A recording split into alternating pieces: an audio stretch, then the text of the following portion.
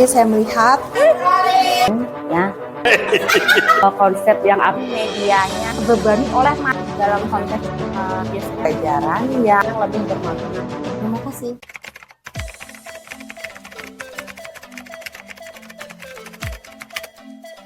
Pembelajaran mendalam adalah pembelajaran yang memberikan murid itu untuk mempelajari sesuatu yang secara fungsional dihubungkan dengan kehidupan nyata. Pembelajaran di mana anak-anak kita ajak belajar dikaitkan dengan pengalaman nyata mereka dan mengajarkan anak-anak untuk berpikir kritis. Pembelajaran mendalam adalah pelajaran yang melibatkan keaktifan siswa di dalam membangun pengetahuan yang dimilikinya. Maksudnya di sini, siswa itu berperan aktif sendiri di dalam membangkitkan dan mengekspor potensi yang ada pada dirinya. Menurut saya, pembelajaran mendalam itu merupakan suatu pendekatan yang menekankan kepada peserta didik untuk menciptakan suasana belajar dan proses pembelajaran melalui yang berkesadaran, bermakna, dan mengembirakan melalui olah hati, olah rasa, olah pikir, olahraga secara holistik dan menyeluruh.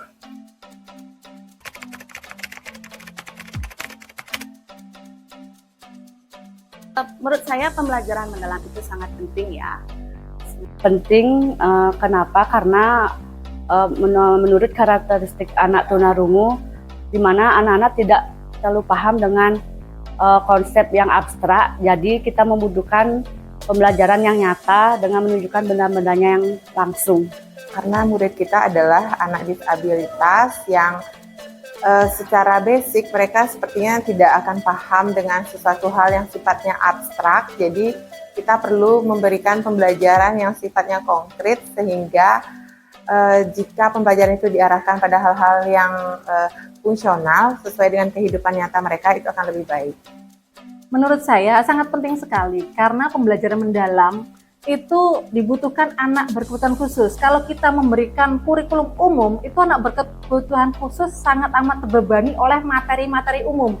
Sedangkan anak berkebutuhan khusus itu membutuhkan kemandirian untuk kedepannya. Misalnya kita itu ajarkan untuk kebersihan, kita bisa mengajarkan kegiatan menyapu saat di dalam kelas.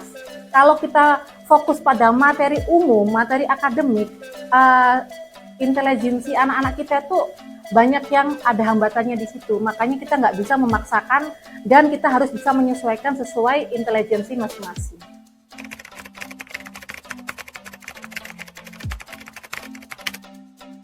Pengalaman menurut pembelajaran mendalam di sini, pertama siswa akan memahami bagaimana dia memahami materi tersebut.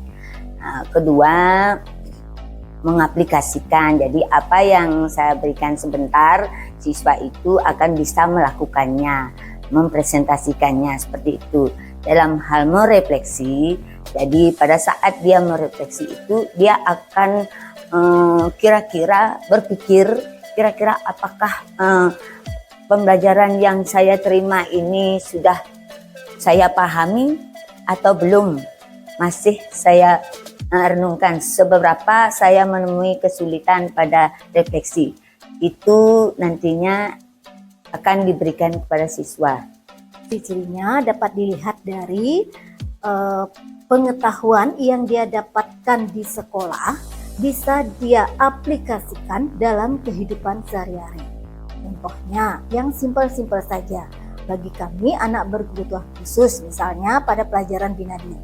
Pada pelajaran bina diri temanya misalkan tentang kebersihan, mulai dari menyapu, misalkan membersihkan lantai, itu bisa dia terapkan di rumah dengan membersihkan rumahnya masing-masing.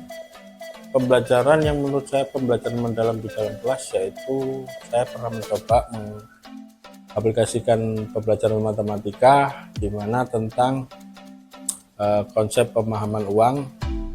Anak-anak diberikan pengetahuan tentang pecahan uang dan jenis-jenis uang yang ada di Indonesia. Terus keduanya kita melakukan praktek simulasi sebelum langsung terjun ke asli ke lapangan, atau setelah melalui praktek dirasa anak sudah cukup, anak-anak belanja, mencoba praktek belanja di luar kelas seperti di kantin, di rumah, atau di supermarket sekitaran rumah seperti itu. Dan saat merefleksikannya anak-anak, saya melakukan beberapa refleksi terhadap anak-anak, apakah pembelajaran yang saya lakukan anak-anak sudah mengetahui, sudah paham, ataukah belum capaian pembelajarannya, seperti itu.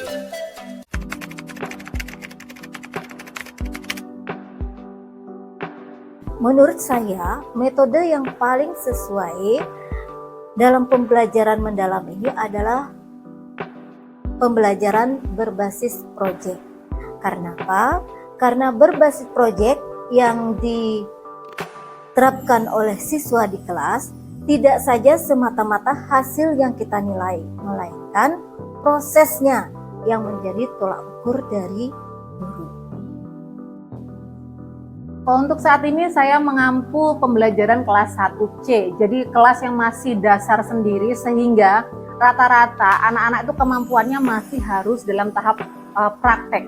Jadi saya menggunakan contextual learning dan juga drill, pembelajaran yang selalu berulang. Karena apa? Karena dengan kemampuan dan karakteristik mereka saat ini, sekarang diajarin, besoknya ataupun nanti mereka udah lupa lagi. Jadi harus setiap hari itu diulang dan harus dikaitkan dengan pembelajaran sehari-hari, kegiatan sehari-hari. Jadi mereka akan paham. Untuk di kelas, metode yang saya gunakan adalah metode konseptual, mana antara teori saya kaitkan dengan kehidupan sehari-hari atau pengetahuan sehari-hari di sekitar siswa.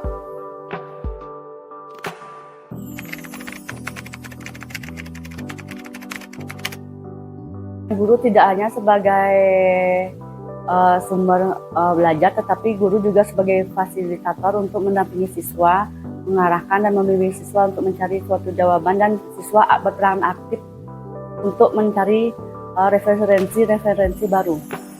Jadi guru itu bukan satu-satunya sebagai sumber informasi, jadi murid itu sebagai pusat pembelajaran diri sendiri.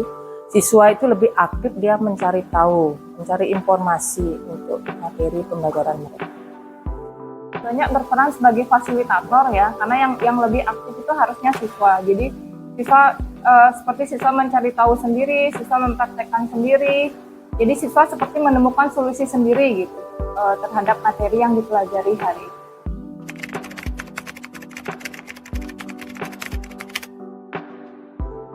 Pertama, kita melakukan asesmen autentik. Ya, autentik itu bukan bersifat hasil saja. Kita harus prosesnya, kita melihat prosesnya siswa itu sendiri.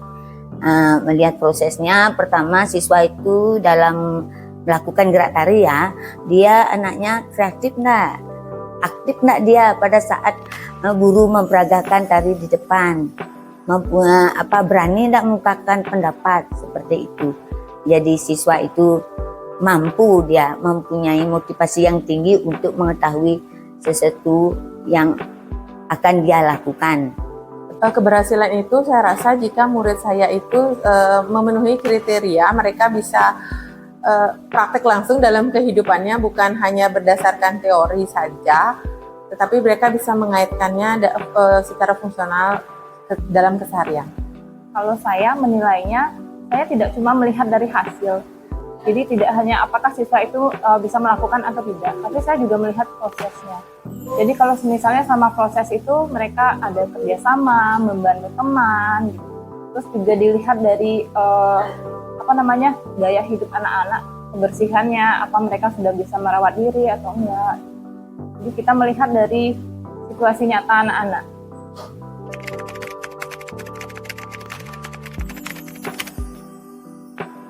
Yang saya hadapi biasanya paling banyak ya, yaitu yang pertama komunikasi. Komunikasi itu terdiri dari isyarat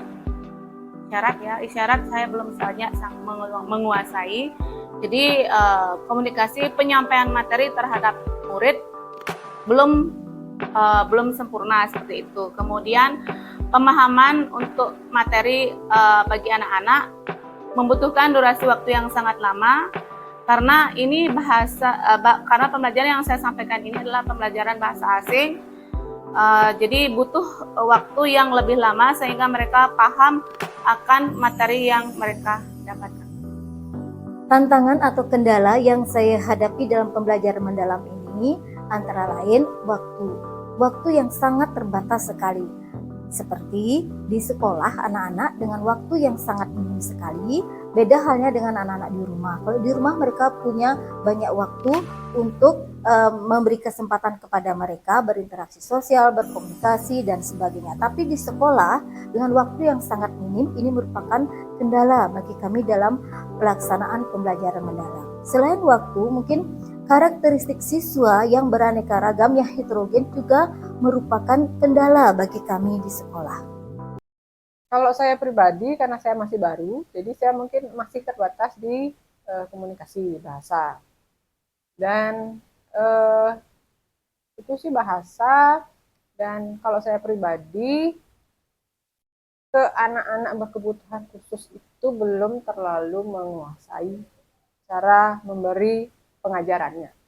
Tantangan yang saya hadapi adalah menyesuaikan pembelajaran mendalam dengan kemampuan dan kebutuhan siswa SLB karena setiap anak memiliki karakteristik yang berbeda. Nah, saya masih terus belajar strategi yang paling efektif agar siswa-siswi belajar dengan bermakna.